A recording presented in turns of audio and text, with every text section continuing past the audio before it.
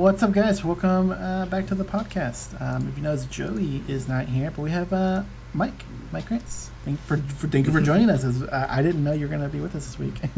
Thank you for the invite. This is a little bit of a surprise factor to it. Colin and I were talking earlier in the week, so yeah, decided to. There was several updates that, or one update that's directly related to you, and another update that you are probably better prepared to give insight on than us. So I was like, this is actually perfect time to have you on. Yeah. But for the intro parts, thank you for joining us. If you want to help support the channel, anything we do here, you can visit Happy Little Hug Factory. Link in the description below. You can order either the next set coming up or maybe some product you may have missed out on, because they should have some Ghost in the Shell and AO3 still on there. And then eventually at some point they'll have the singles up as well, so you can check that out. And don't forget to click the link, because everything you make through that link will help support the channel. And then to patreon.com/TCG Scrubs, where we have the Patreon podcast, and we try to produce some other content when available, but everything there is really just helping us, upgrade stuff, do cool things. We have a pretty cool idea that's in the back burner that we want to try to work on, but it'll take some funding to get to that point. But it should be pretty cool once we get to that. And leave Give them money. We want to see the projects. yeah.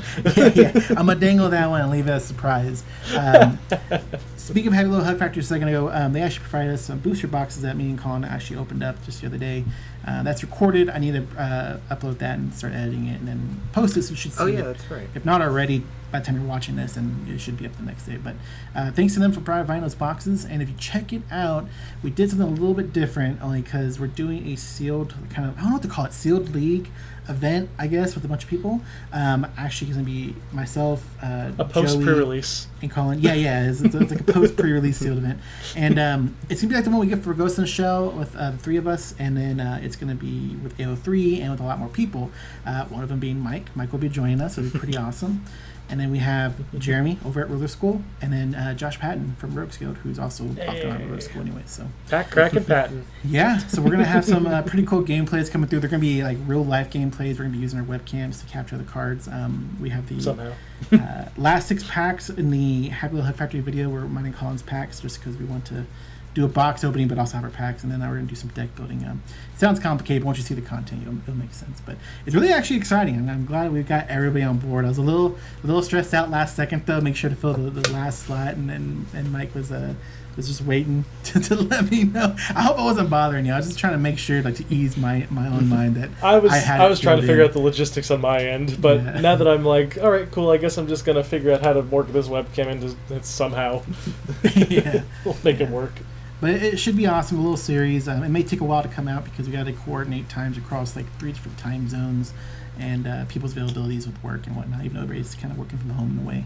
But it should be cool. Once it comes out, it'll look cool. Go check out the Ghost in the Shell gameplays if you want to see what that was like, get a better idea. But that's really all I had that I was going to talk about. I think Colin had some things that we're going to go over as well, especially with Mike being here. Yeah, and before we jump into that also, I just want to make sure people check out.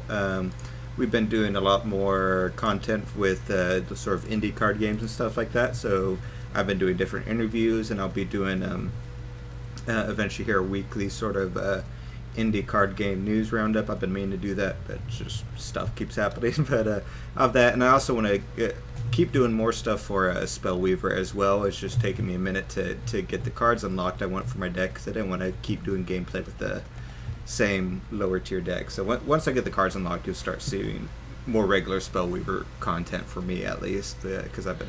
Did you guys do another recent interview with Japanime Games on something else? I feel like I remember seeing. We just did another interview with Jackson from Japanime Games regarding the Kickstarter for Tanto Kure, their 10th anniversary, which is super awesome. I just backed it today. If I decided what I wanted, so. But that was pretty awesome. Definitely go check out that interview, because we discussed that as well as some other projects and things they got going on. We announced the winners of the Heart of Crown digital game giveaway that Japanime had provided to us and stuff like that. And I'm going to be talking to them more later as the Kickstarter goes on and stuff. So I've been really enjoying those conversations as well. Yeah, I like listening to Jackson talk about things, because I'm also like a marketing guy. So I hear the marketing lingo going through his mind and coming out, and I'm like, hey, yeah. This is what this guy's done. That's awesome. Yeah, no, you should. If you watch the most recent interview, we did it live, and toward the tail end, I asked him like how he got into his position at Japanime and stuff, which was quite interesting. So, but yeah, no. So the couple main topics today. So we'll start with the first one, which is regarding New Frontiers. So, if you guys aren't in the global group, Force of Will on global group on Facebook, there was some sort of I guess back and forth confusion on certain rulings and what was and wasn't official, and so I think this is the official. I think they said the company is going to be doing the actual posting on their website soon for all of this, but they did some rulings and clarifications on different cards, so I thought that'd be good to go over and get everyone's thoughts on that, different things like that. So yeah, and so the first one of these is regarding the Last Secret Sword. Which card was this again?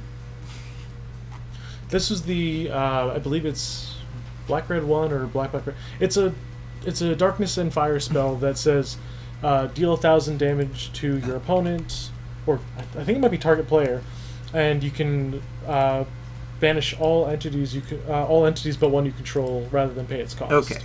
And so this basically clarified that it cannot be played with its alternative cost if there is 0 entities in the field, because it requires the banishment as part of the cost. And it gave an example also of if you have like 2 Vala, the Bewildering Mage, which cannot be banished for a cost, you can't banish her, and so therefore you can't use the alternative payment method to play that card. It's pretty straightforward, just because it's like some people were like, if I have no creatures on board, then I could just banish. If I have no entities on board, I can just banish nothing. And it's like, no, you need to be able, like, it requires something to be banished in the cost. Like, you can't pay an alternate cost without paying the alternate cost, I guess, is the best way to describe. Reading the card explains the card, but also it's kind of weird because we haven't seen an effect like this before. Yeah, I could see where it's getting confusing, because you could link it to the like Ice Dragon or something like that, where it's like, you know, how many cards end in your hand, and it's after it's already played, or I forget the specifics now, but I can see the confusion. Yeah, because it doesn't count itself out of the hand. But yes, but that makes sense, that ruling overall, I think. You agree, Oscar? Yeah, no, I mean, it's kind of how I expected it to play. If you had nothing that was a legal target, then you couldn't. Something tells me Joey would have contested this ruling, but yeah. Next was the big one. So, Sacred Beast of Artemis. So, if you guys aren't aware, this was a card that was I forget the specific stat lines of it. It's a 10-10, I believe. It says 10. Yeah, was 10, it 10-10 for green white 4? I think Oscar's pulling it up in the group chat. Okay, now, so you can all see it. Yeah, there we go. Oscar to the rescue. 10. Yeah. So I was right 10, on that. 10. Pay 1 less to play it for each different name among all strangers in your removed area, and Sacred Beast gains all the attributes, races, activate abilities, and keyword abilities of stranger resonators, and that was the thing. So currently, like the assumption I think a lot of people had was it gains it, and it doesn't say like when it enters the field it gains it, so presumably it has those abilities in your hand as you play it down, and so people are saying the enter effects would trigger when it hits the field. Which I think, obviously I'm not a judge or anything, but based on the wording of it, feels like that makes sense. Yeah, because once enter was eroded from when this card enters the field arrow to just the enter keyword, it was added into keyword abilities. And I think that was the big underlying difference between it. Because most other keyword abilities don't really affect things unless they're like, you know, what were called symbol skills back in the day, like swiftness and target attack, precision, first strike, you know, the generic ones people think of when they see this effect. But now you have to factor in enter abilities, and I don't think the company, from what it was saying, it looks like R&D didn't intend for this to happen, which is why there's going to be a functional errata to it. Yeah, the exact wording he said was they had confirmed the keyword abilities to be the same as keyword skills in the CR, and will be updating the CR to correctly reflect keyword abilities. However, after checking with R&D's intentions, they did not intend to include enter abilities, so the company will be performing a functional errata to the card soon. So, yeah, it'll probably be Yep. like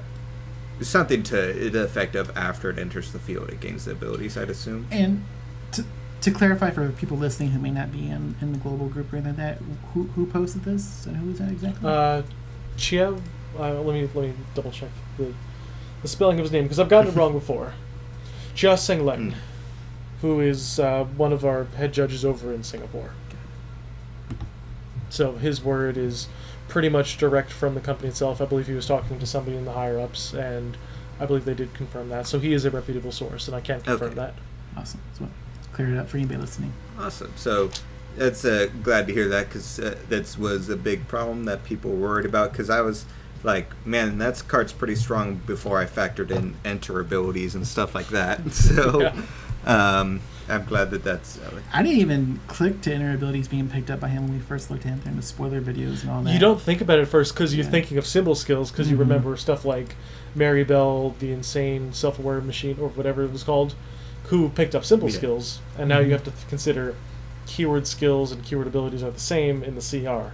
Yeah. And that's the big like debate on it, which is, it's so weird to think about that, just because like there was a time when keyword skills factored in enter and then a period when it didn't. Now we're back into that period, and now you have to factor in the card design with that in mind, which is very weird. So we can understand the problems that would cause, and it's something that I'm sure R&D did not actually envision. Yeah, or considering hopefully didn't. Their understanding. Yeah, so that's pretty awesome. The next one is regarding Sigurd the Covenant King. This is what we had referenced in one of our previous podcasts. We had talked about the crazy combo that JPK had come up with, and it involved this card. And basically they confirmed that this card can be played from the graveyard and not from the hand.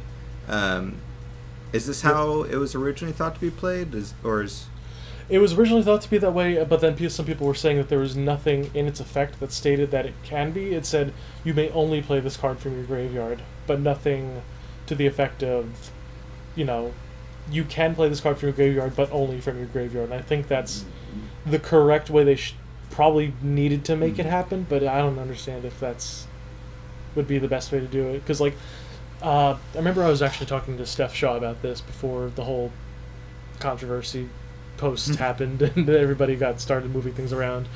But she actually... Discord.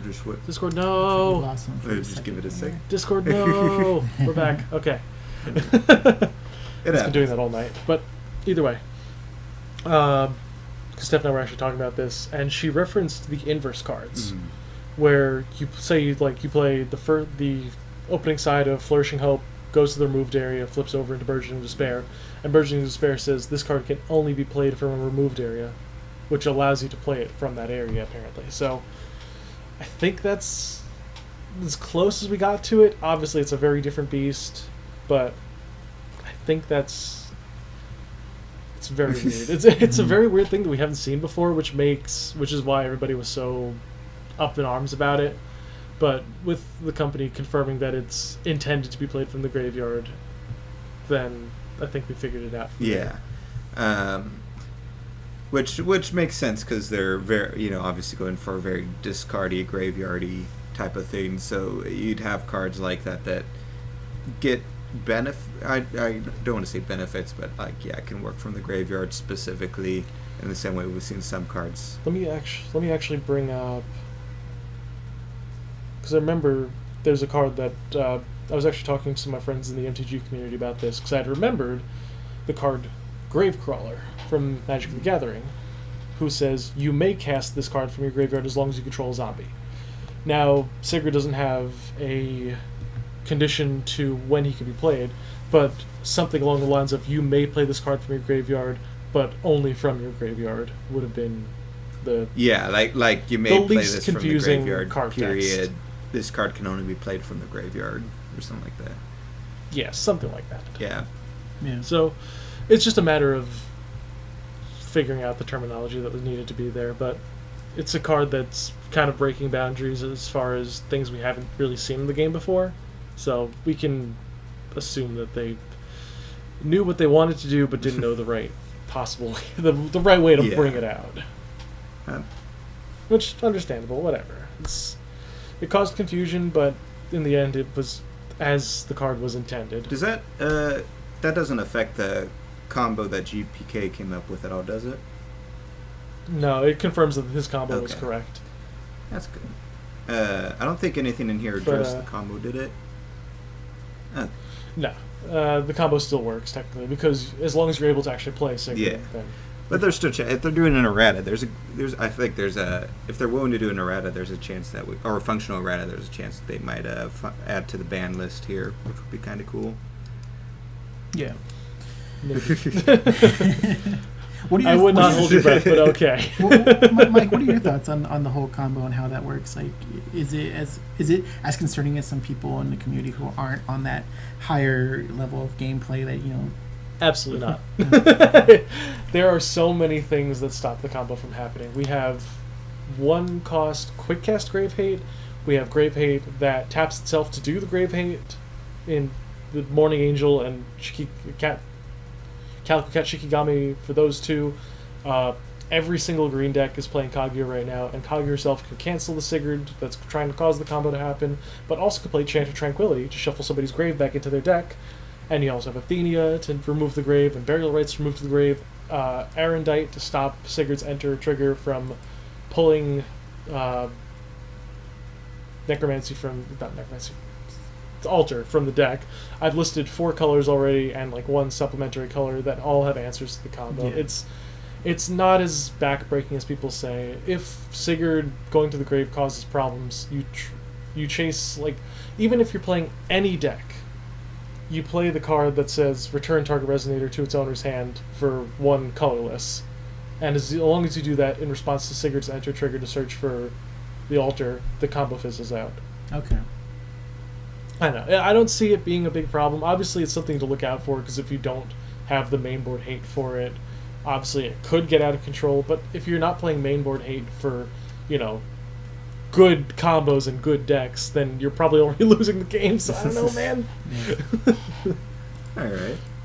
So that's my opinion on it. Oh yeah, no, it's just a tough thing to look at. Like even from my point of being in the game for as long as I have, is I don't know, proper way to look at it and be like, oh, this is too strong, or there's no answers. That's why I was going to give your opinion on it and help. If you want to think about it, I others. think that combo is probably on par with about where like old school like Adam Brawley Pumpkin Witch combos were in terms of how much setup they need and how much like things need to go perfectly right in order for it to function. Mm-hmm. So obviously the ceiling you can hit with it is really, really, really high. Like it's a huge ceiling that you can hit with it. But are you going to hit the ceiling? I don't think so. It's probably not. All right. We'll take more of these rulings. Next up for Butterfly Effect, which says that, I'm trying to remember which one Butterfly Effect. I know which card it is, but Oscar to Yeah, I rescue think it- again. I had a He feeling knew that I had a he copy knew it was of coming up. He's ready for it's it. the 2-cost quick cast. If you have Passion, this card gains dealing 800 damage target resonator your opponent controls, chosen at random. And if you have Calmness, this card gains return target non-magic stone, non-J-roll entity to its owner's hand. Draw a card.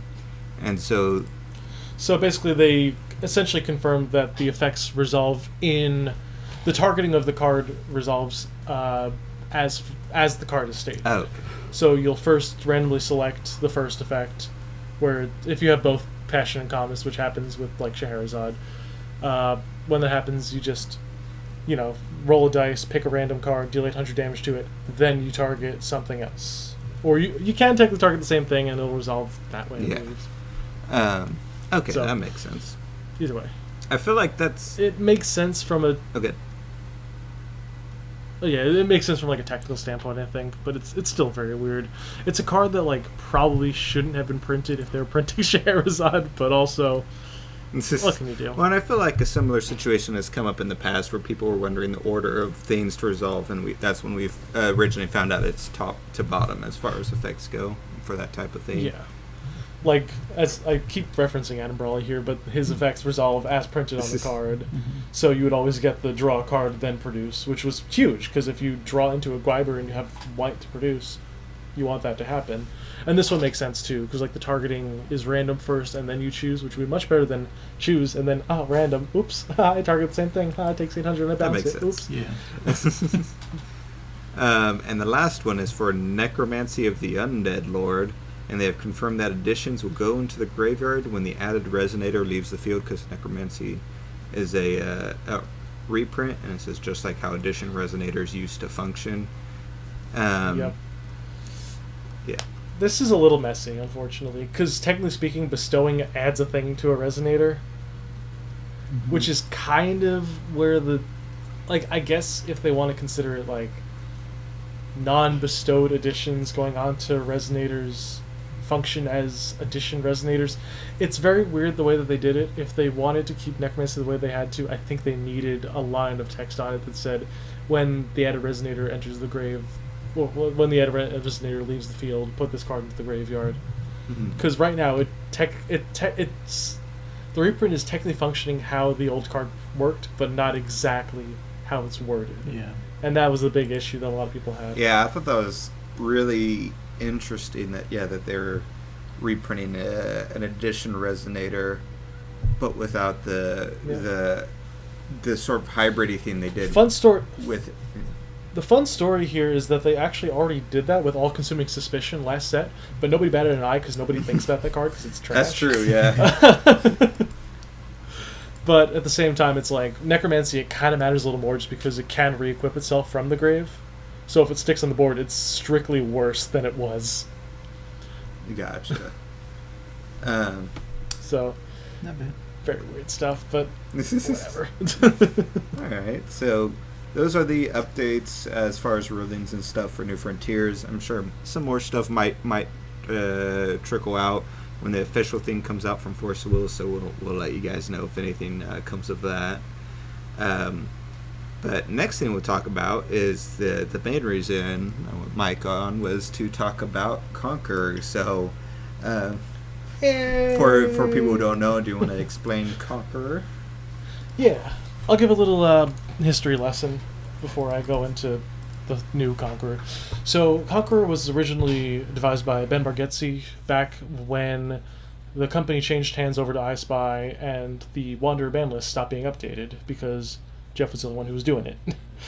When he left, the company pretty much was hands off on Wanderer and was like, we need to focus on New Frontiers, which, like, from a business standpoint at that point, makes sense for the time being, especially if they were planning on reprints, but at the same time, it's like, for people like me who really, really enjoy Eternal formats, it was like,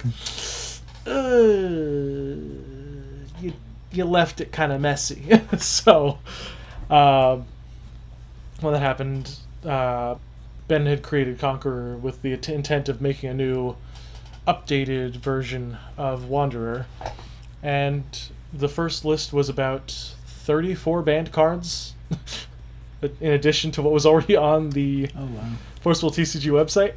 So it was a lot. It was a ton, and it nerfed a lot of things that weren't in his particular personal state of mind, which obviously makes sense. It's a personal format created by him. He's going to focus it he definitely was focused it more like the Golden Days format in a sense, trying to invoke like that kind of like mid-range control style without combos.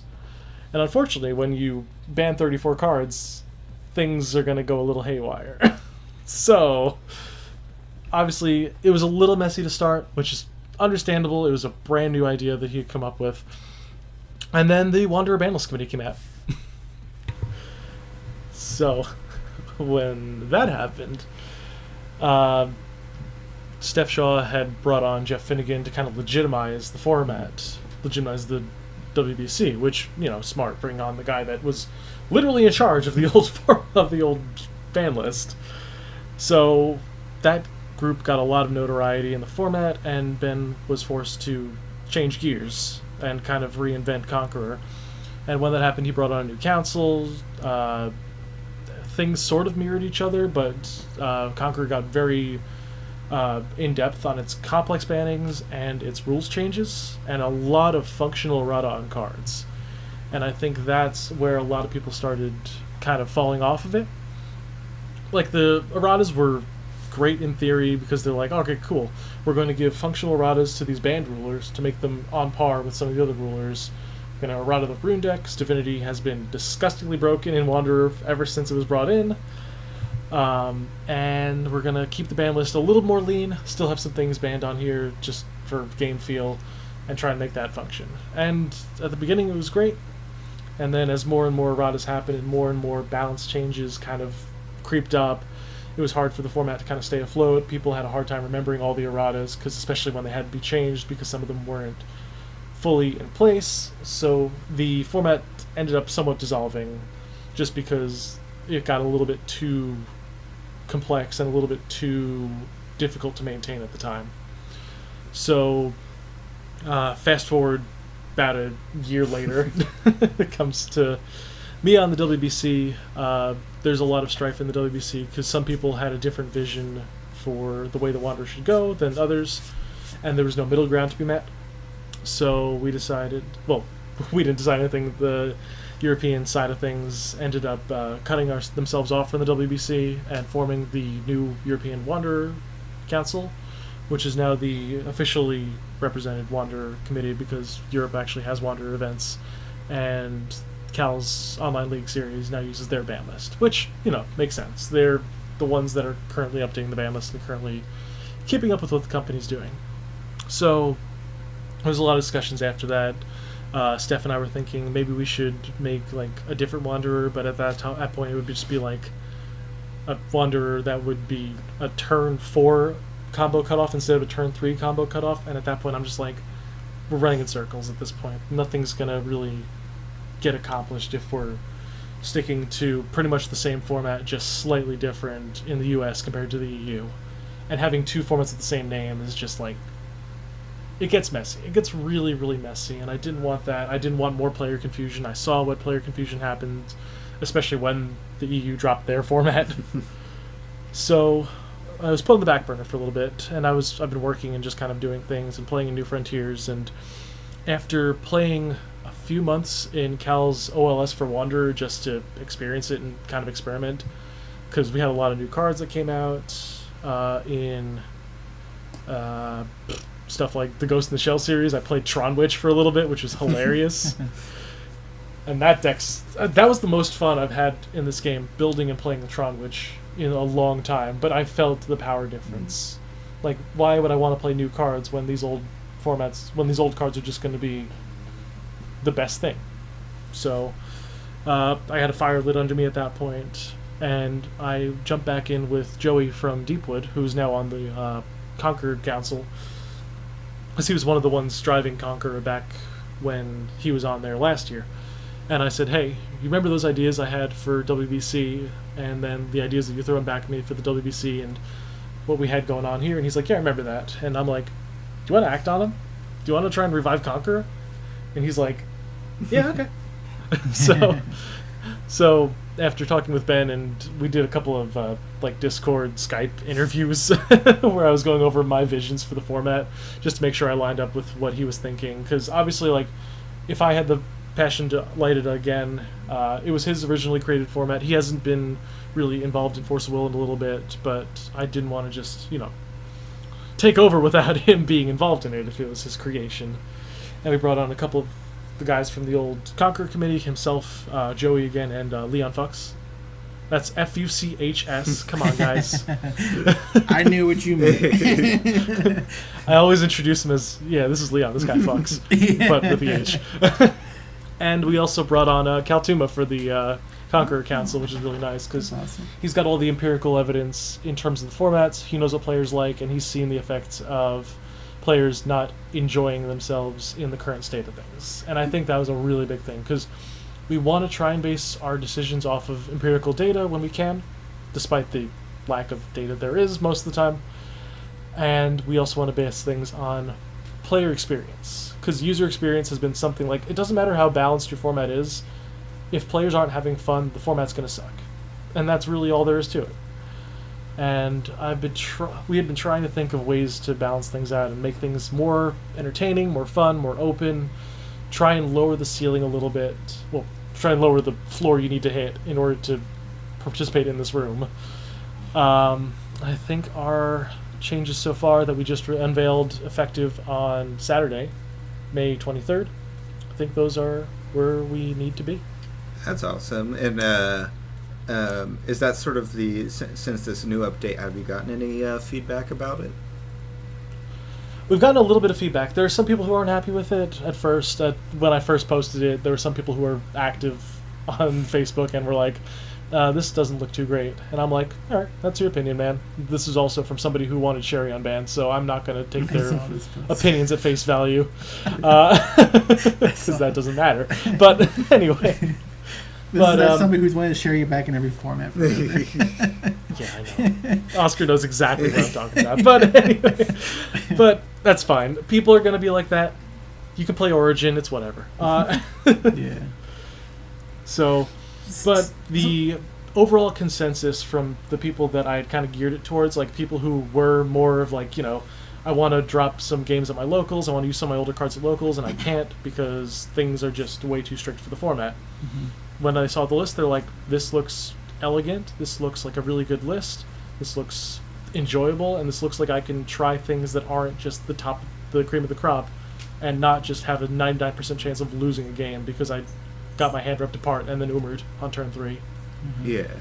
Which, is really reassuring, and I was very happy to see that people enjoyed the changes that we had made.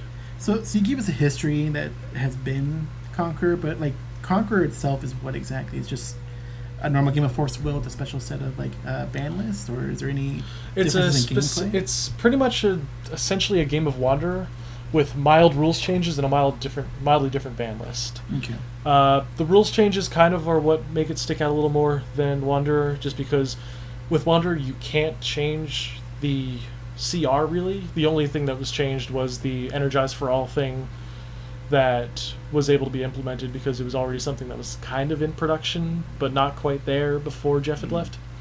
So basically the WBC was able to act on it when that happened, especially after Conqueror had shown, one of the first things it said was Energize for All, and it was like, yeah, that's just a broad thing. That's something that should happen. And we totally agree with that, and it's actually part of our update. But it's energized in a slightly different way than what the WBC had to do, which is enjoyable, and it makes it slightly different. It's very, very mildly different. Is it energized in the color of the ruler or energized for a void? So it's energized for the color of the ruler in WBC. If the ruler is void, you energize for 1. Same with how Aramaki works. Mm-hmm. And actually, that's one of the little changes that we had, because with that change in mind, Pandora, the girl of the box, would produce 1 despite her needing white and black to judgment and being light and darkness on her flip sides, obviously. Mm-hmm. So with that in mind, the original Conqueror Energize for All factored in the ruler's J-ruler side, which is a little messy because that kind of ruins the mystique of certain rulers, and it sets weird precedents. Like if you have to reveal your Pandora to show what Energize you're getting, you've revealed your Pandora. Why are you playing Pandora if you have to reveal what she is? Yeah. So I was like, for any changes that we want to make in the future, I set this precedent with the guys, and everybody pretty much agreed, especially after because Ben initially wanted the same Energize we had, but Joey and I were like, I think we need to fully cut out the J-ruler side if we're making any changes. Because the J-ruler side needs to be, it's not totally hidden information, but it makes a weird precedent when you have something that interacts with it. So instead of a ruler energizing for its attribute, when it has no Energize printed on it, if a ruler has no printed Energize, it's able to create a will coin that produces either its attribute or of any attribute cost in its judgment. Okay. So Pandora can produce black-white, which is superb. You can produce for either of the things. You can produce for her support.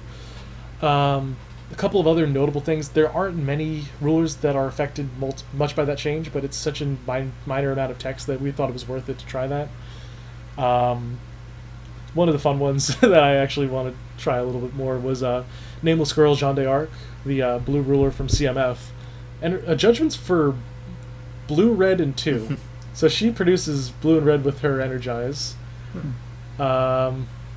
Sylvia produces red and green. And I believe there's one more that I'm forgetting. Original Snow White. Instead of just producing red, produces red-white. Gotcha. So it's weird to try and figure it out, but when we finally got everything in a row, it just made a lot of sense, and I'm very happy with how the changes happened there. Yeah, and so some of the changes going over here as far as like the ban list.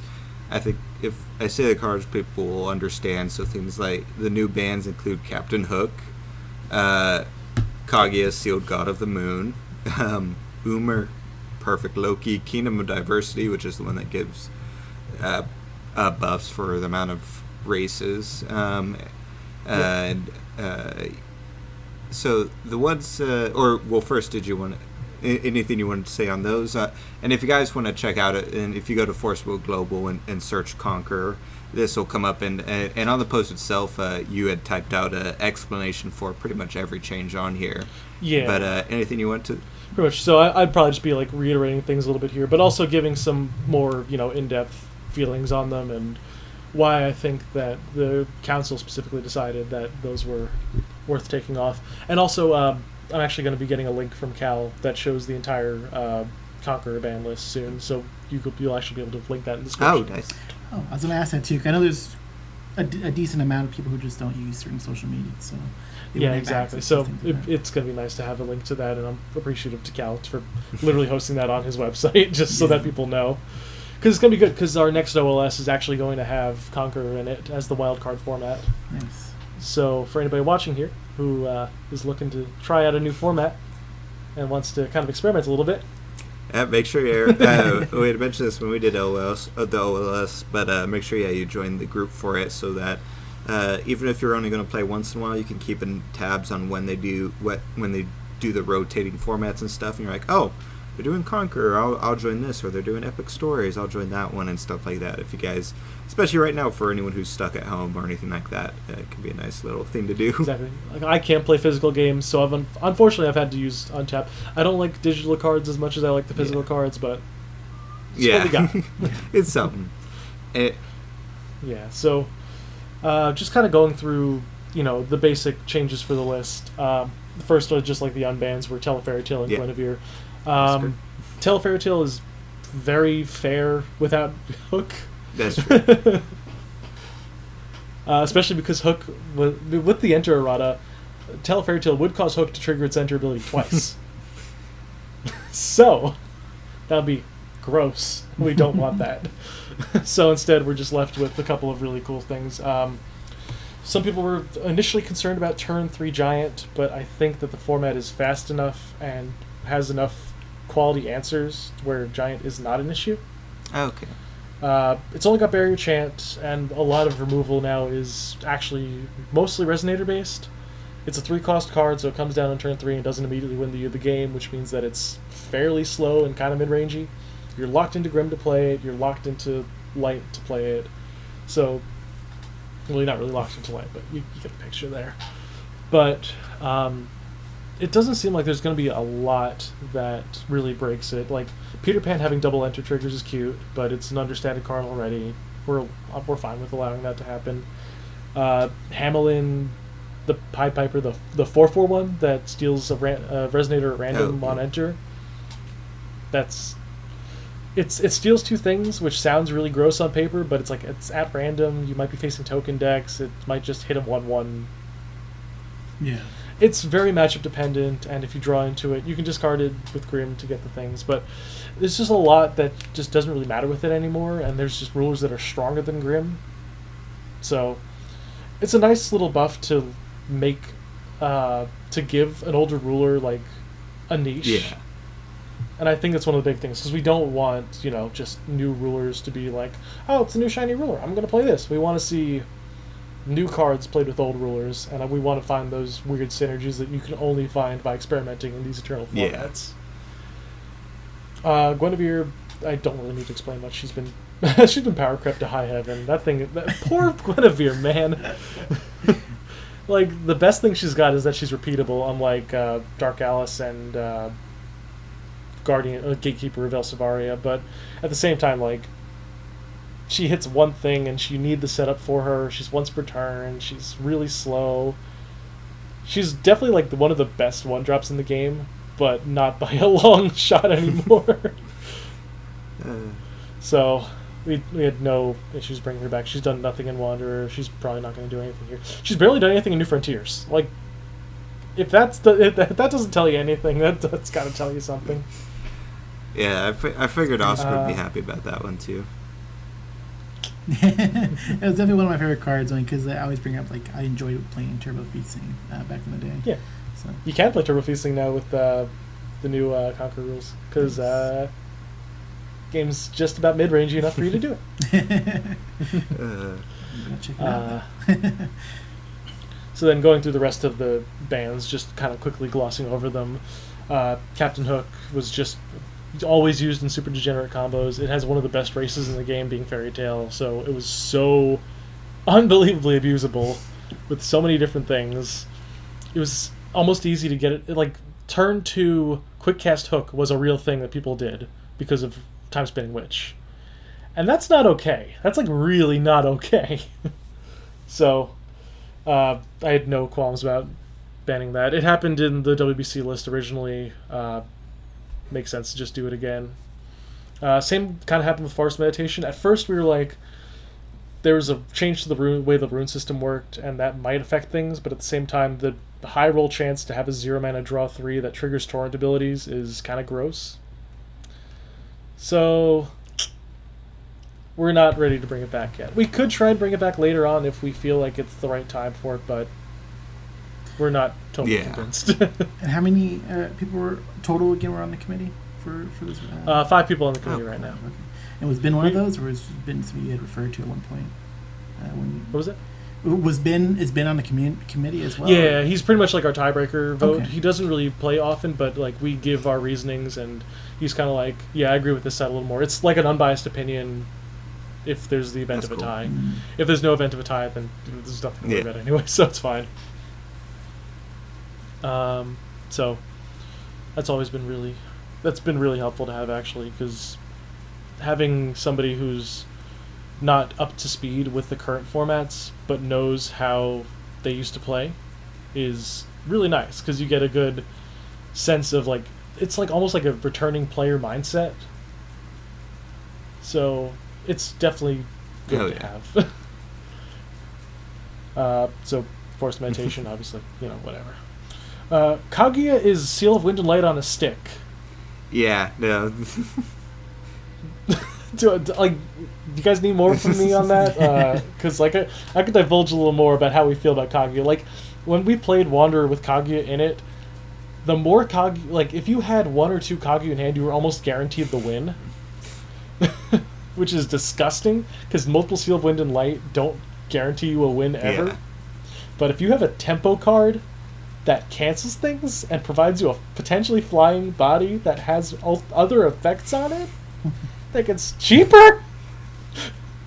There was a time in the beginning of the WBC where we thought to ban Seal of Wind and Light.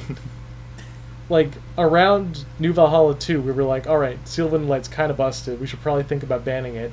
And then they put it on a stick and printed it. Yeah, no, So, gone. Out of my head. That's fair. Gone. That card should not exist. That card did not need to exist ever. Even with the Divinity change. Like, she's much harder to get to Rune 2 now, but you can still get there. She's still very much disgusting. Yeah. I don't like that card. So, we're going to see how Seal of Wind and Light performs, actually. If Seal of Wind and Light ends up seeing a lot of play, we've thought of trying to swap Kaguya and Seal with the rune changes, but that's terrifying in my mind right now, so we're not going to do that yet. If the format calls for it, we could try it, but not holding our breath for it yet. Umer. There are 8 billion combos in Wanderer. All of them revolve around Umer. It doesn't matter if your deck doesn't die to infinite damage. They'll mill you. If your deck doesn't get milled out, they'll kill you. If all other things undecided. There's no 1 or 2 cards you can ban from Umer in order to prevent it from being a degenerate OTK machine. absolutely nothing. Conqueror's initial idea was to ban Fei Li, Genius Ripoff Artist, who was the one who was used to make copies of Umer, which I'm like, alright, cool, that sounds great. Until you realize that you just attach Leaves of Yggdrasil as your 1-cost thing, and then sack the Umer, and then bring it back, and then do the combo again, and then the whole thing repeats itself all over again. Yeah. So, from the source. Yep, and the best part of it is that with the way that runes work in Wanderer right now, it's a 1-card OTK, because you just Invitation to Purgatory your Umer to the grave, and then you produce red-black, and then you use black-black-red, play Book of Ibon, bring back the Umer, and then you're like, okay, cool, I'll just kill the Umer. Here, use my instant speed removal, Umer dies. And they're like, okay, cool, Umer died before the enter trigger went off. Bring out a 1-drop, a 2-drop, and Book of Ibon. Umer's back. Okay, let's keep going. So the only chance to stop Umer was to remove it at instant speed, which doesn't happen very easily, bounce it back to hand, which why are you playing bounce spells in a format that's laden with enter abilities, or just cancel the ability, which is like, alright, cool, you're playing green or blue, or you're losing to the deck. And then if you have the things to cancel it, they just Loki's Insight you on turn 2, and remove your on their turn 3 before they set up the combo. So you've lost both of your answers, and Umer comes down. And if you wait until turn 4, and you're like, okay, cool, I have 3 answers for this, they're like, alright, cool, Loki's Insight. Okay, activate the thing, bring out the Umer, and they're like, alright, cancel it. And they're like, okay, Favor Spell, because that just got unbanned in Wanderer. And it's like, alright, cool, my combo's been facilitated. I didn't have to do anything, I win the game. So, it's just like, it takes... People say that it's like, you know, you have to memorize the combos, but at the same time, you have to do the same thing in Yu-Gi-Oh!, and that doesn't require any skill. It's just like, what does the picture say? How do you loop the picture over and over again and then put it back into the play? Yeah. I'm not knocking Yu-Gi-Oh players because I used to be a Yu-Gi-Oh player, but also Yu-Gi-Oh combos are brainless, and so is Umer. So, it's been one of the biggest gatekeepers for Wanderer. Like, if your deck is meant to beat everything but Umer, it probably loses to Umer. And I think that that's just like the most perverse rock paper scissors format you could ever have. And we wanted to avoid that. Like, rock, paper, scissors formats can be good in their situations, because it makes for a healthy metagame on paper. But if it's so... if it's such a strict rock, paper, scissors that, like, rogue decks can't compete, then it's not worth even having the format as is. Yeah. So, that's my reason for Umer. I could talk about how much I hate Umer all day, but I won't do that, because I have 4 other cards on this list to go over. Perfect Loki is a final battle at instant speed. If you've never been Perfect Loki'd before your own untap with a handful of creatures that have defense lower than the amount of cards in your opponent's graveyard, you've never experienced true pain, personally. It's just like, we have Final Battle available. Secret Duel in the Moonlight's a great card in Wanderer, just because it's like it's like a balanced Final Battle plus a balanced Whisper from the Abyss. So it's fine. But like, just Perfect Loki is just the straw that breaks the camel's back in terms of board clears, effective board clears, quick cast board clears, and on top of all that, you get the board clear, a mill 10 pick one, imperishable, Divinity Infinity, and once per turn, play anything from your grave without having to remove it. A once per turn, no cost Necronomicon, all for judgmenting it over your Loki. Just yeah. Spicy meatball. It's so degenerate and so detrimental to the health of the game, and people played. Perfect Loki's so good it made Stealth a top tier competitive deck in Wanderer. Stealth, Mom and Pop, Riza Melder. Do you understand how bad it has to be for those two to actually see competitive play? So I've been so detached from Wanderer, I don't even know what's happening over there anymore.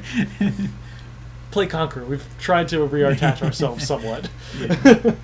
But Perfect Loki is just like everything wrong with an infinite value generator, an infinite tempo stopper. It's just like, it's all on its own, like the most powerful single card played in a Loki deck.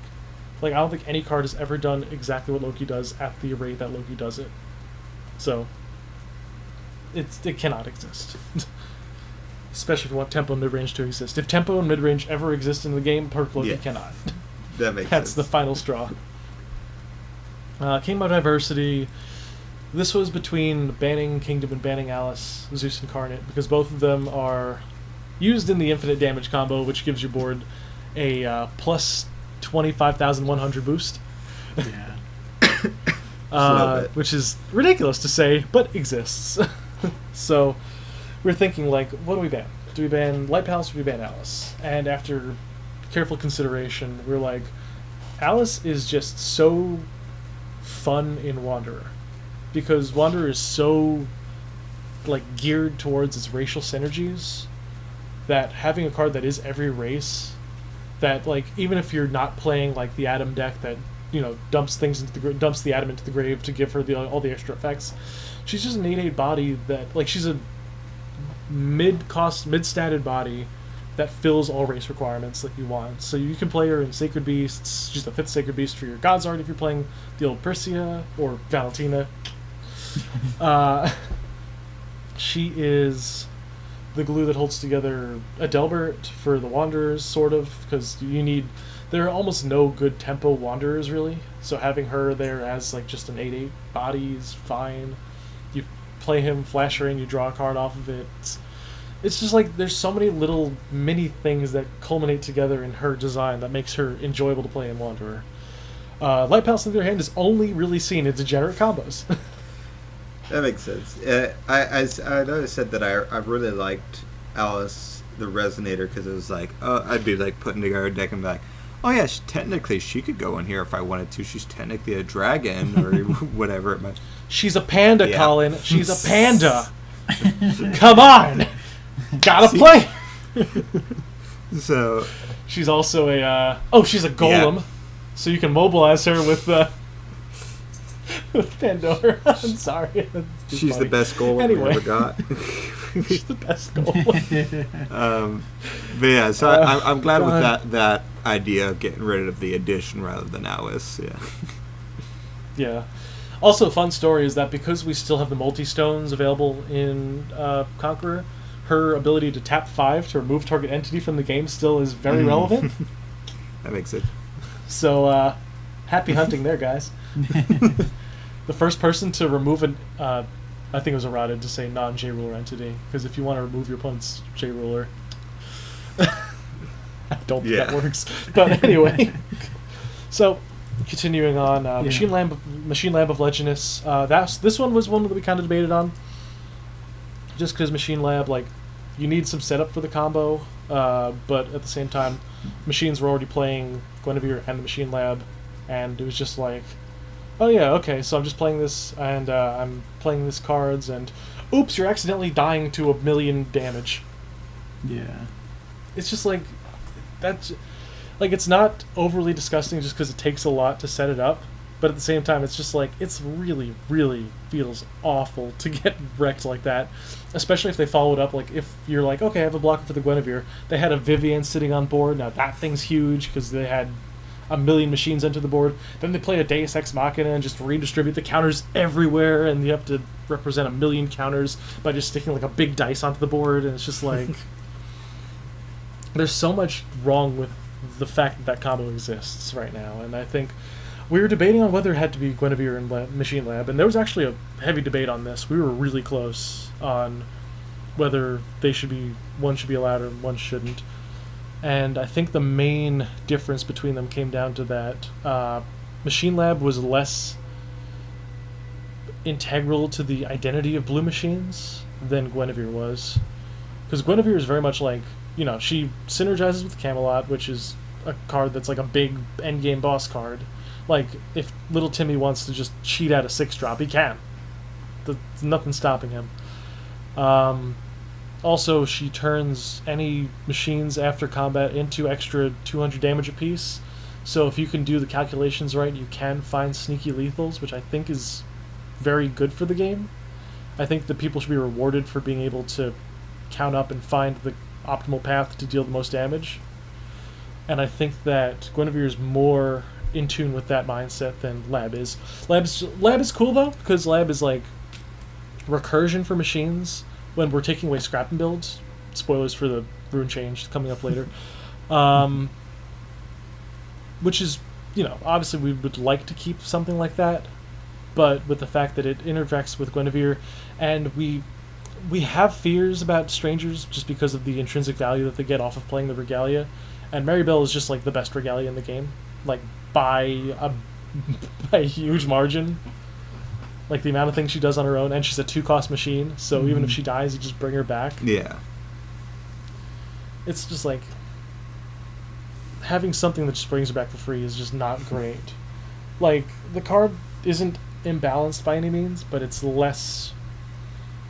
I think it's less welcome in the format as it is right now than Guinevere, is my main concern. Yeah. So, that's pretty much the reasons that we decided that it was time for that thing to go. All right. And then you got one more. And the last thing is Yggdrasil. Oh, this card. Oh, this card. Yggdrasil has been a thorn in everybody's side for so long, ever since it was first created. Good old Anton coming up with the initial tree lists that went into 50-minute round ones in GPs before we got all the broken shit that came with it. So that's always fun. People are like, Anton's the best player, and I'm like, listen, man, the most match time doesn't mean the best player, but anyway, that's a joke, ladies and gentlemen.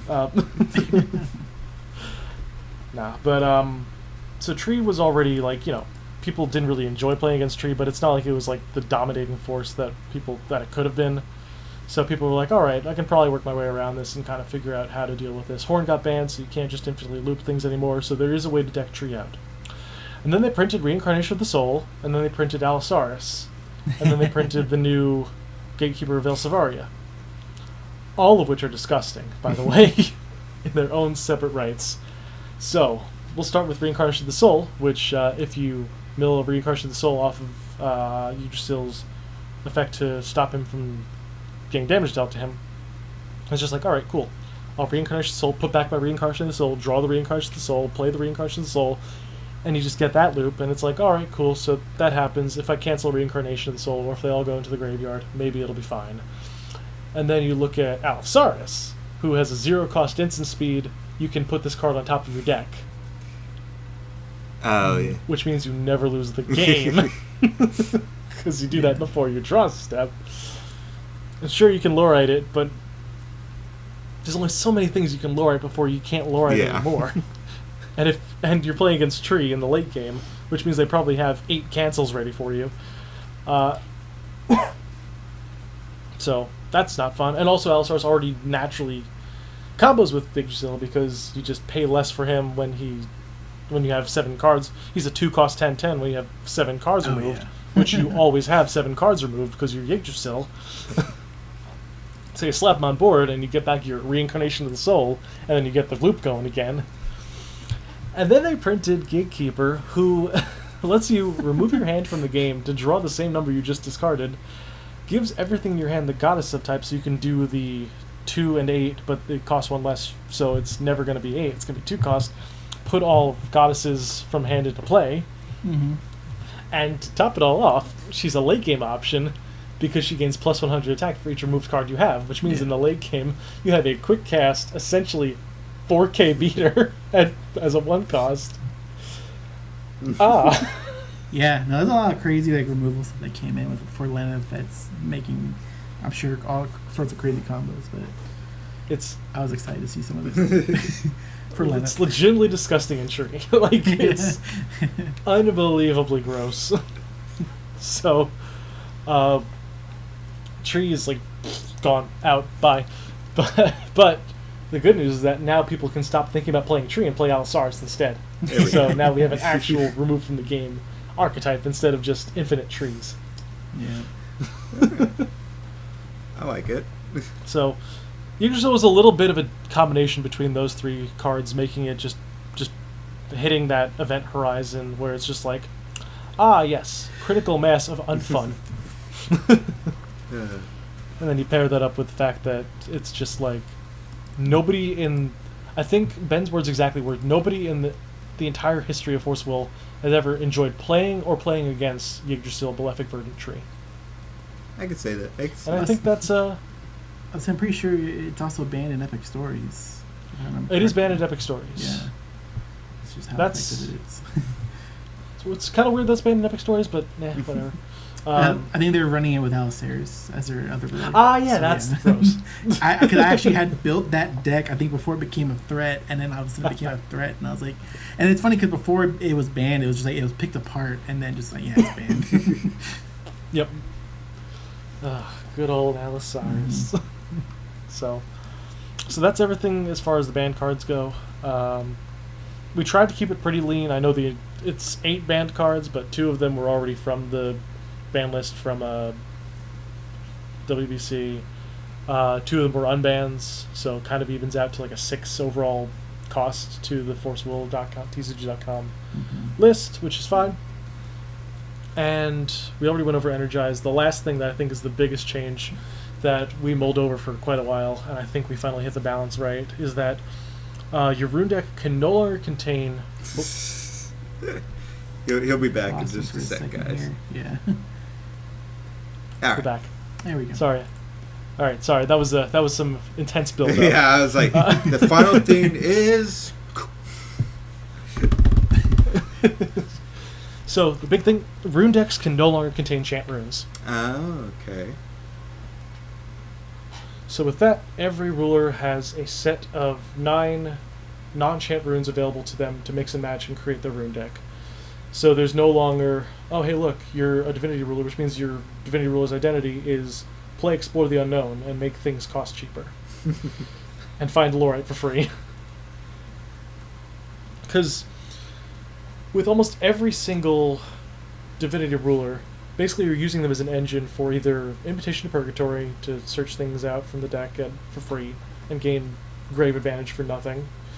An extra card in hand from Whispers from the Abyss, from Explore the Unknown. Power of Immortality is disgusting at 1 mana. Like, Playdead's banned. And that card's just Playdead plus 400 attack. Yeah, I really like that change because that I was wish they had done more stuff with just like straight up runes and made it bigger focus on that rather than the chant / runes. So I like that change. Because at the end of the chant / rune life cycle, pretty much nobody was every rune deck could see maybe like 1 or 2 non-chant runes, and the rest were just chant runes that were just increasing consistency. Literally, like, every chant rune was just like, okay, here's how to make my really consistent Eternal deck way more consistent. And it's just like, if at that point, it makes no sense to even have an identity of the divinity rulers if they're only used as an engine to make the good cards in your deck more accessible to you. Yeah. Especially with dual stones Like- coming out. Yep, exactly. With all the stone consistency you have, pretty much no divinity ruler had a color identity anymore. Their color identity was Explore the Unknown, maybe Whispers, maybe like some other things. Freed from the Altar is disgusting. Like, that card's really stupid strong. Yeah. Just like every every chant rune that lowered its cost in the rune deck just was far overtuned, even as a one of. Like, as a one of, it's just like, all right, cool. I'm just gonna find my consistency engine, and then you're dead. Yeah. Which, nobody wants to deal with that. So instead of that, we have not chant runes available, which means that you are one of the big things is that you're no longer allowed Divinity 1 cards. So there's an actual major cost to playing Divinity 3. So one of my initial concerns when Joey and I were the ones who initially pitched this idea because we were thinking of it back when we were trying to figure out how to fix Divinity in the WBC.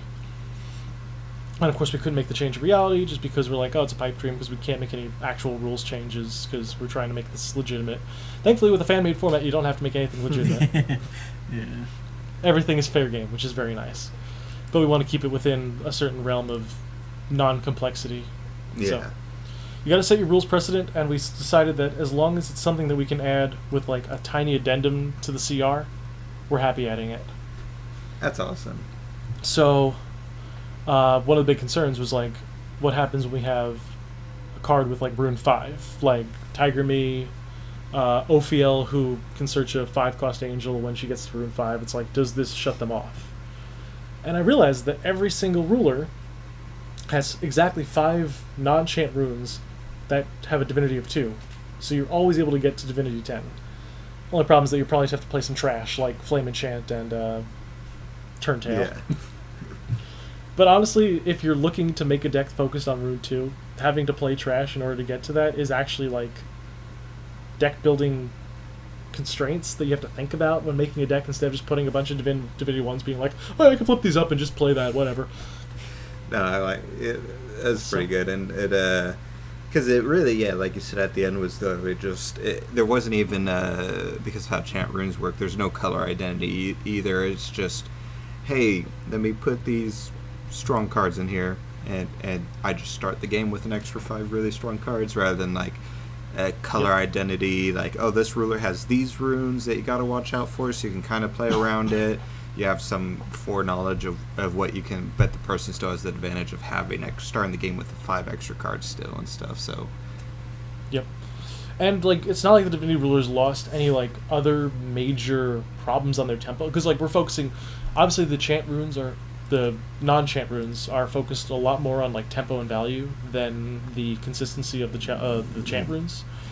But if we're still talking about like tempo and consistency, every single Divinity Ruler still gets all 4 copies of their chant/master rune in the main board at the discount that they had them at. So Brunhild still gets 1 mana, remove a thing from the game. Like, there is still a legitimate reason to consider those cards. That's true. But now you're like focusing less on the value you get out of the rune deck and more on the value of playing a rune ruler. And I think that's the main aspect of it. And like, obviously, if your rune deck, say, is like 3/3/2/2/2, some of your thoughts have to be like, am I willing to cut myself off from this rune in order to play my 2 Divinity 3 runes? Or do I cut off one of the Divinity 3s to play all 3 of the Divinity 2s? There's like a lot of that. There's stuff like Demon Division. Like, people are like, oh, you get a free extra card. That costs 2. Like, that is like 2 costs to search out 1 card is expensive in Wanderer. And it's probably going to be, it's going to be less expensive in Conqueror because the ceiling and the turn where you die is way later. But at the same time, it's like spending 2 will to essentially not change the game state it's a cost. Like, it's not just like you get a free card. So there's a lot that goes into that, and there's a lot that I've kind of taken from my experiences in Wanderer, my experiences playing Divinity and Wanderer, playing against Divinity with non-Divinity and Wanderer, and there's a clear power gap, but not enough to where you need to destroy the identity of those cards. It just needs mild tweaking in order to be like, to be playable and to be open, enjoyable, a little more exciting for players who want to experiment with old stuff. Right now, our main concern, and a lot of people's main concerns that I've talked to, has been that our Strangers is going to take over.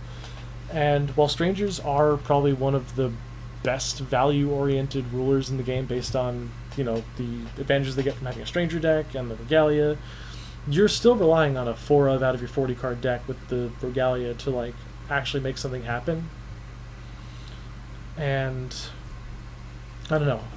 There's no empirical data yet to show that Strangers are going to be dominant, because we've only seen Divinity just be leagues above everything else, including Strangers. Yeah, that makes sense. We should see that, right, with the OLS coming up, you said, with Conqueror in it. So it'd be interesting to check that out and see what changes y'all make kind of from there. Exactly, and that's part of the reason, like, Cal, obviously, I respect his opinions a lot as somebody who is able to see, you know, how people feel about the formats, and as a competitive player, he's great. Yeah. Good old IU1 trick. Yeah, and but at the same time... but like, at the same time, it's like he is able to gather data on the OLS and is able to, like, promote the format, obviously, which is nice, but also at the same time, along with promoting the format, he gets to promote, you know, this is what's been doing well, this is what's been topping, we should probably look at this and make sure to know that it's on the chopping block for next ban list. And it's like, yeah, it makes sense. Yeah. Yeah. So. And I'll try to remember to put a link in the description with the update, and also you guys got a Facebook group, right, for Conqueror? Yes, sir. We got a Facebook group. I was finally added to it because we had to rearrange all the old members and get me added back on there. So we'll have a link down below for anyone Thankfully, who wants to check that out as well. For especially, during this, anyone that's locked up might be going through all their old Force of Will cards and being like, "Oh man, I remember when I made decks with this," and so it's a good chance to look and see what Conqueror's about and make. You're the one we want to bring onto this. Join us. I got cards everywhere I need to go through. Sounds like you got to build a couple of Conqueror decks. Yeah. Yeah, I'd have to organize my cards though. It's a whole thing. But thanks. Yeah. So I'll give you as a spoiler on what I'm trying to figure out for. I've got 3 deck ideas for Conqueror right now. Either Girder Reflect. My old Quick Cast Imul. I like the Quick Cast Imul. And thank you. I'm very excited to have a format where I can actually play it. Man, I never got my Imul cards. And God damn it. Continue. Mm-hmm. I totally forgot about that till you just brought it up, and I was like, oh. Well, now you got a fire lit under you to get them back because now you got to build Quick Cast Imul to match me. They're gone. He's never getting I gotta back. take the what I I doubt it still is now, but at the time the $200 or $300 loss, whatever. It was a full art deck, man. I put a lot of work into that. Oh, God damn it! But continue. And then, and the last one was the my old school dumbass Gil Alhamat double flip turbo with Cruz Ballesta. Yeah. Because that deck is fun. The moment you drop Big Daddy Gil on the board and flip him open, your opponent's just like... Oh yeah, I forgot there was 2 flips on this. Yeah. That's great. Normally there's 1 flip because Alhamat's just good on his front side. I missed that. See? I do miss a lot of these. Yeah, see, now you're right. I forgot that. I could just keep rattling off these decks ideas that I've been having to get you guys your mouths watering at this point. I didn't even tell you the purpose of so Girder Reflect is actually a real thing in Conqueror because in Wanderer it's too slow. But turn 1 you play Milcel with the guide counter on her and she's a 10/10, and the next turn you just slap a Girder on board, move the counter, give her swiftness, and swing 16. I liked when because I was listening to the Ruler School podcast before this one, and you're on there, and all your scenarios always started with, "Okay, you play Milcel." Milcel's great. She's a 1-mana 10/10. But I still want to make the Milcel Deus Ex Machina combo that just puts 2 10-tons on board on turn 2 happen, but you need Energize for that, so I don't know if that's gonna happen. Yeah. But okay, so first turn you play Milcel, and then you strain, and then you Scheherazad's heroic epic out the 4,000 guy, and then you just go bop because you give them the swiftness thing, and they're dead. Yeah. But we're at the hour mark, so we're going to wrap up here. But was there anything else you wanted to leave everybody with before we just say goodbye to them? First of all, thank you all for the very kind comments and a lot of the good constructive criticism of the format so far. We haven't had a big chance to really get things rolling other than the main changes that were based off of our experiences in Wanderer. Hopefully we can get some really nice data from people as they play out the format, test out things that they've really wanted to test. Maybe some tryhards want to try the Strangers and see if they are as broken as they are, as people think they might be. Who knows if that'll happen. If it does happen, we gotta start thinking again. But other than that, keep an eye out for Cal's... I'm also going to make an announcement on it, but Cal's announcement about OLS 29, I believe we're on now. And with that, we're also going to be having Conqueror added on there. So definitely sign up for that. Bring your pet favorite decks, and happy conquering, boys. Awesome. Yeah. Well, thank you for being here with us. And thank you guys for inviting me. This is really fun. Yeah, and we'll see you next time, and say goodbye to everybody. Bye. Bye. Peace out, everyone.